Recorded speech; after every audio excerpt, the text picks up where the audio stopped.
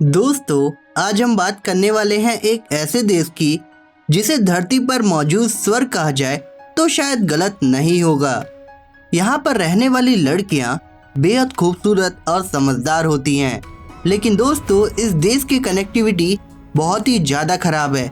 इसके बावजूद भी यहाँ पर खूबसूरती इतनी ज़्यादा अच्छी है कि यहाँ पर आना सबसे ज़्यादा महंगा पड़ जाता है, जिसकी वजह से बहुत कम टूरिस्ट यहाँ पर विजिट करने आते हैं।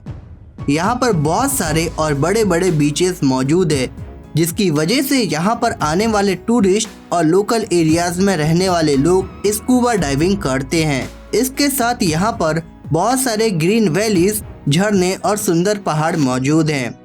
अगर आप कपल हैं तो यहाँ पर जाने में आपको ज़रूर बहुत मज़ा आने वाला है। जी हाँ दोस्तों, हम बात कर रहे हैं माइक्रोनेशिया की। तो दोस्तों देरी किस बात की, इतना कुछ जानने के बाद चलिए दोस्तों कुछ और बातें इस देश के बारे में कर लेते हैं, क्योंकि ये देश बहुत सारे रहस्यों से भरा हुआ है। तो चलिए स्टार्ट करते हैं। दोस्तों माइक्रोनेशिया ओशियानिया का एक उपक्षेत्र है, जिसमें प्रशांत महासागर के पश्चिम में स्थित हजारों छोटे द्वीप आते हैं। ये अपने दक्षिण में स्थित मेलिनेशिया और पूर्व में स्थित पोलिनेशिया इलाकों से अलग है। इसके पश्चिम में फिलीपींस और दक्षिण पश्चिम में इंडोनेशिया है। प्रेजेंट टाइम में माइक्रोनेशिया की कुल आबादी 1,20,000 के आसपास है, जिसका कुल क्षेत्रफल 702 वर्ग किलोमीटर है। इस देश की ऑफिशियल लैंग्वेज इंग्लिश है। यहाँ की 97% आबादी ईसाई धर्म को मानती है। इस देश में 600 से भी अधिक द्वीप मौजूद हैं, लेकिन इसके बावजूद भी केवल 65 ऐसे द्वीप हैं जो कि विकसित हैं। दोस्तों आपको बता दें, ये देश ज़्यादा विकसित नहीं है, इसीलिए यहाँ पर पर्यटक काफ़ी कम संख्या में आते हैं। इसकी एक वजह ये भी है कि इस देश को बहुत ही कम लोग जानते हैं, और दूसरी यहाँ पर पड़ने वाली गर्मी है। यहाँ पर साल के 12 महीने एक ही जैसा मौसम होता है। इसके साथ हम ये भी कह सकते हैं कि इस देश का इंफ्रास्ट्रक्चर बहुत ही ज़्यादा खराब है, जिसकी वजह से यहाँ पर आने वाली फ़्लाइट काफ़ी ज़्यादा महंगी होती है। इसके बावजूद भी ये देश खूबसूरत वादियों से भरा हुआ है। चारों तरफ से प्रकृति ने इस देश को काफ़ी खूबसूरत तोहफे दिए हैं। आपको बता दें, यहाँ के उत्तर में घने जंगल और यहाँ के सेंटर में कुछ बड़े तो कुछ छोटे पहाड़ भी मौजूद हैं।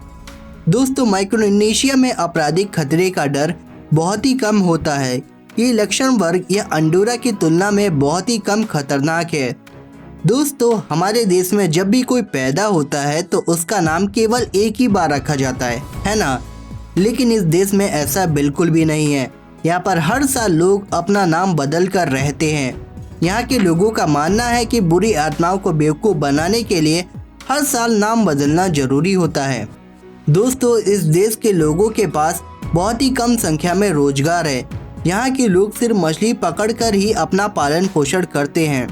हम कह सकते हैं मछली पकड़ना ही यहाँ के लोगों की कमाई का एक साधन है।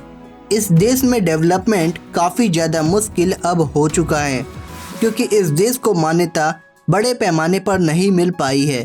ये देश हर साल भयंकर तूफानों का सामना करता है, तो इससे आप अंदाज़ा लगा सकते हैं कि यहाँ पर रहना कितना मुश्किल हो सकता है। लेकिन दोस्तों यहाँ का समुद्र और चारों तरफ फैली हुई हरियाली इस देश की सभी कमियों को छुपा देती है। आपको बता दें, यहाँ पर आने वाले टूरिस्ट यहाँ के स्वादिष्ट खाने को बिल्कुल भी नहीं भूल पाते हैं।